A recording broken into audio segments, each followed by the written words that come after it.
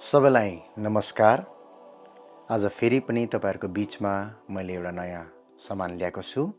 हेर्न सक्नुहुन्छ हाम्रो अगाडि छ यो अनि यसको आज हामी अनबक्सिङ गर्ने छौं। यसलाई हामी तपाईहरुको अगाडि खोलेर देखाउने छौं।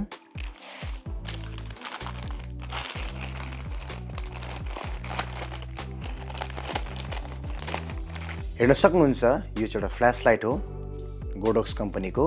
अनि यदि तपाईको बजेट कम छ, तपाईको बजेट टाइट छ भने तपाईले यो फ्ल्यास लाइट लिन सक्नुहुन्छ। यो कुनै पनि क्यामेरामा तपाईले लगाइकन तपाईले चलाउन सक्नुहुन्छ। यो गोडक्स TT 520 Mark III हो।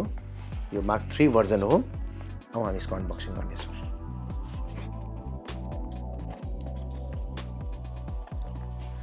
अनि खोल्नुभन्दा अगाडि हामी हेर्न सक्छौं यहाँ गोडक्स को नाम छ TT 520 Mark III हैन। फ्ल्यास लाइटको पिक्चर छ, साइडमा हेर्नु छ भने यसको बारेमा लेखेको छ, चाइनिजमा छ।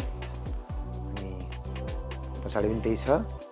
अर्को साइडमा यसको बारेमा छ, चाइनिजमा लेखेको छ अनि केही इंग्लिशमा लेखेको छ। अब यसको हामी अनबक्सिङ गर्दै छौं। हेर्न सक्नुहुन्छ।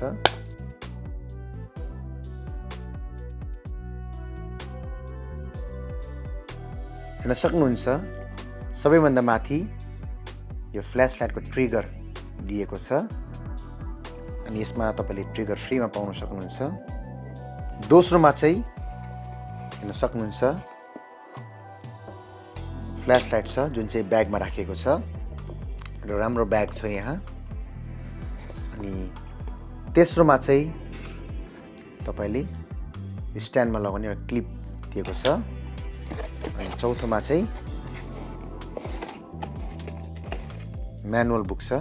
यो चाहिँ एउटा स्ट्यान्डमा राख्ने क्लिप छ।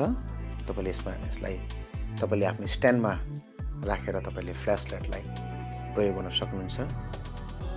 हेर्न सक्नुहुन्छ यसमा चाहिँ अन अफ को स्विच दिएको छ, एउटा मोडको स्विच छ अनि प्लस माइनस को स्विच छ अनि एउटा पावरको स्विच छ। हेर्न सक्नुहुन्छ हैन। अनि यसको साइडमा तपाईले हेर्नुहुन्छ भने यसमा साइडमा तपाईले चारवटा AA साइज 4टा ब्याट्री तपाईले लगाउन सक्नुहुन्छ। अर्को साइडमा तपाईले प्लग्स दिएको छ। माथि हेर्नुहुन्छ भने लाइट बाउन्स गर्न एउटा कार्ड दिएको छ। यो तपाईले फोटोग्राफी हैन फोटो खिच्दा तपाईले प्रयोग गर्न सक्नुहुन्छ।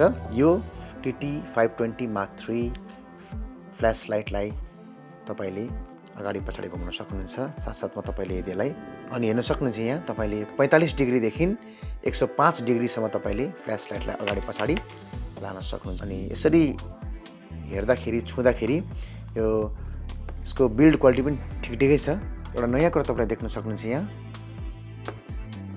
यो ट्रिगरको पछाडी तपाईको 4टा कनेक्सन दिएको छ अनि यहाँ पनि दिएको छ।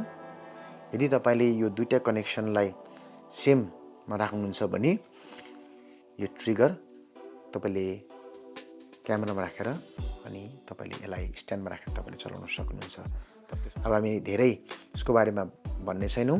यसलाई हामी प्रयोग गरेर तपाईको अगाडि यसको फोटोहरु हामी तपाईलाई देखाउने छौं।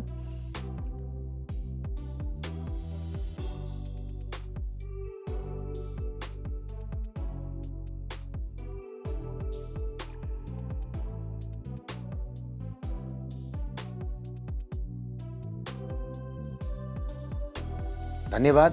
आशा छ यो च्यानललाई तपाईले लाइक अनि सब्स्क्राइब गरिदिनुहुन्छ र आउने दिनमा यस्तै केही जानकारीमूलक भिडियोहरु तपाईहरुको बीचमा